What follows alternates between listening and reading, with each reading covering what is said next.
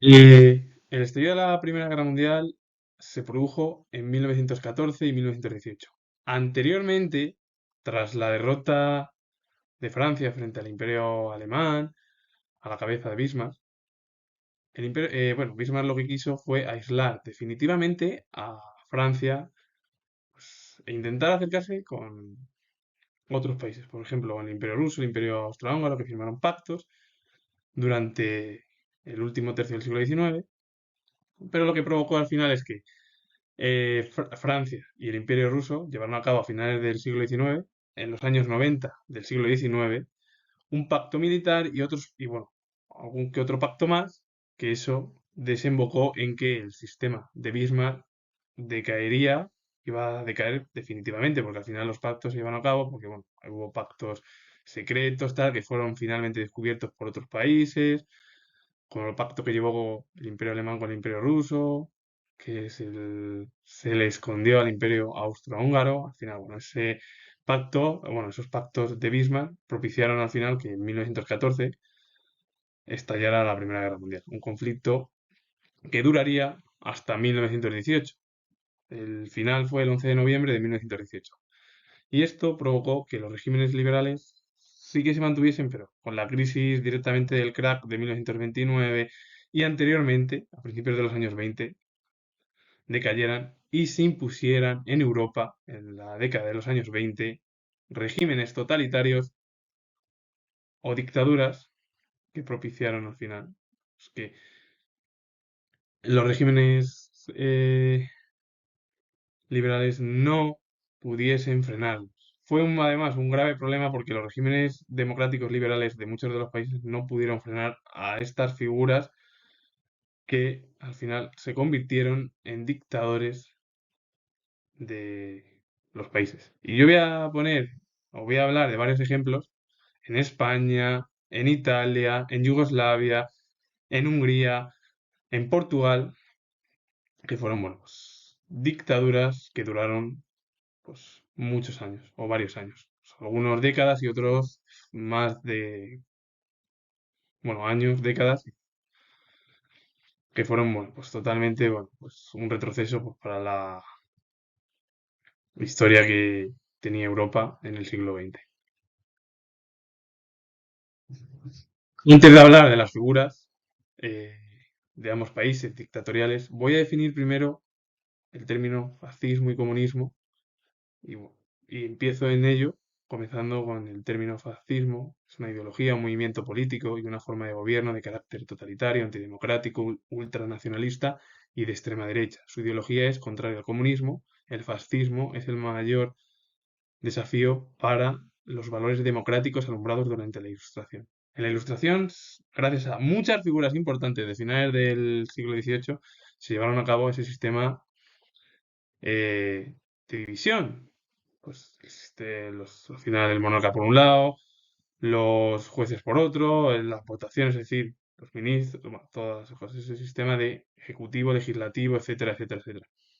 Y aparte el poder judicial, lo de los jueces. Entonces, el fascismo fue, y esto hay que decirlo, además yo tengo el grado de historia, un peligro para los regímenes democráticos que había en Europa.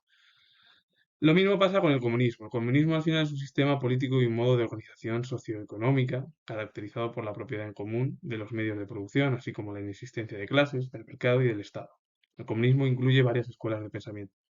Es verdad que hay mucha filosofía y bueno, si os interesa, yo he subido vídeos, sobre todo de Marx, que fue uno de los filósofos marxistas más cercanos.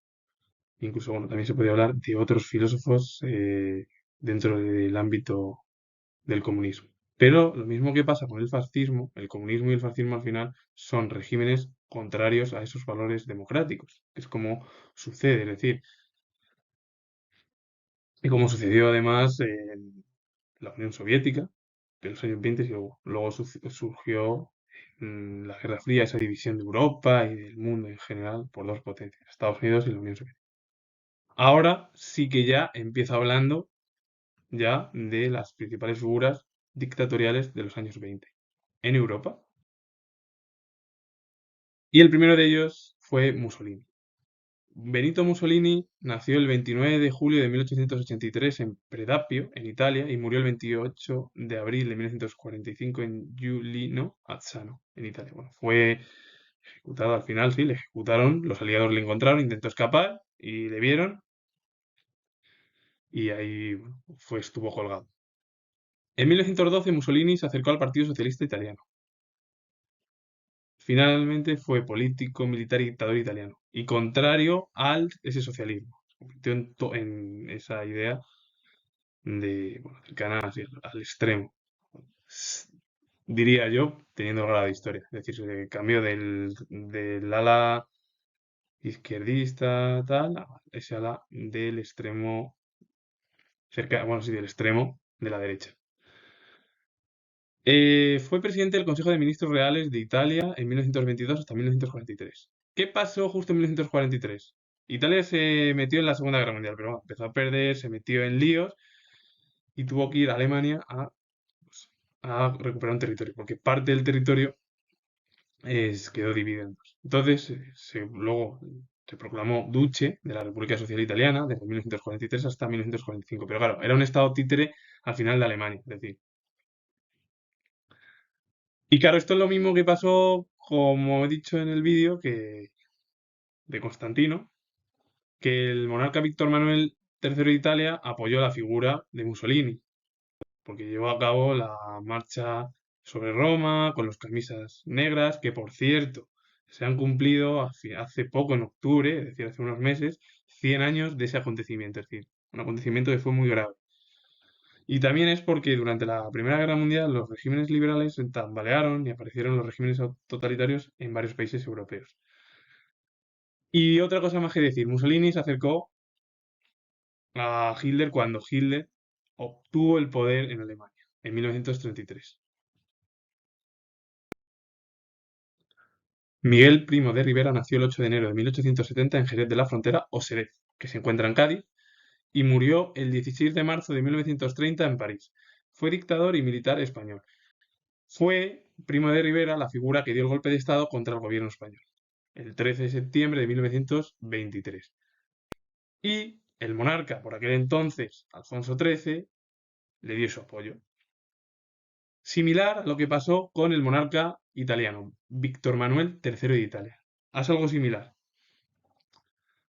Y con ello comenzó el periodo dictatorial desde 1923 hasta 1930, cuando se produjo su caída debido también a la crisis que afectó a todo el mundo, que fue la crisis económica de 1929, conocida como el crack. Pero en el año 30 cayó.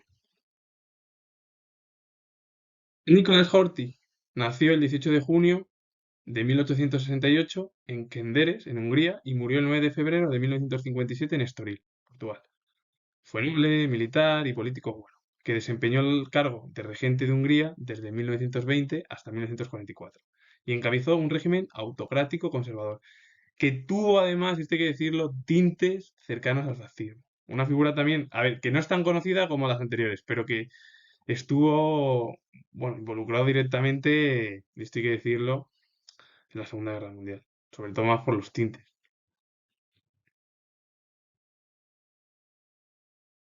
Y llegamos a la figura de un monarca, también no tan conocido, pero importante, porque Alejandro I de Yugoslavia nació el 16 de diciembre de 1888 en el Palacio del Rey Nicola, municipio de Bar, que se encuentra en Montenegro, y murió el 9 de octubre de 1964 en Marsella, en Francia. Se le conoció también como Alejandro el Unificador, porque él fue monarca de los serbios, croatas y eslovenos.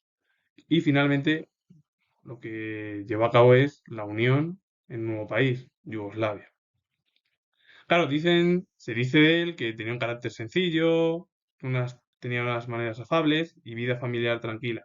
Pero ¿qué pasó? Por las revueltas que hubo durante las zonas de varios países que él estaba al cargo, gobernando en el trono, en el año 1929, bueno, autoproclamó la dictadura en Yugoslavia. Finalmente, en el viaje a Francia, fue asesinado en 1964 en Francia. Y por último, Antonio Salazar, figura además muy conocida, nació el 28 de abril de 1889 en Vimeiro, en Portugal, y murió el 28 de julio de 1970 en Lisboa. Fue dictador portugués, que ejerció como primer ministro desde 1932 hasta 1968, e interinamente la presidencia de la República en 1951. Fue la cabeza y la figura más destacada del conocido Estado Novo, que el periodo lo abarcó desde 1926 hasta 1974. Si bien el régimen no quedó consolidado hasta 1933. Es verdad que él sí que estuvo como ministro en 1926, pero cuando ya tuvo un papel más destacado fue en 1928, como ministro de Hacienda, para luchar contra el déficit presupuestario y la estabilización de la moneda portuguesa. Por cierto, decir que Portugal ingresó, como muchos de los países cuando se fundó la OTAN, en 1949.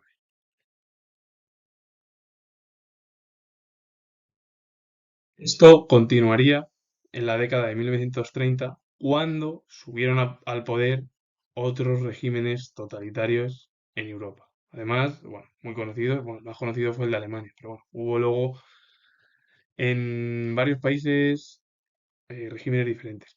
Voy a hablar también del régimen de Vichy, porque surgió en eso, unido a eso, a la Segunda Guerra Mundial, aunque no es de los años 30, y bueno, hablaré también de Stalin, un régimen conocido, y bueno, alguno más que destacar. Y con ello finalizo. Comentar lo último que tengo el grado de historia y si os ha gustado, darle a like, suscribiros y comentar. Saludos. Adiós.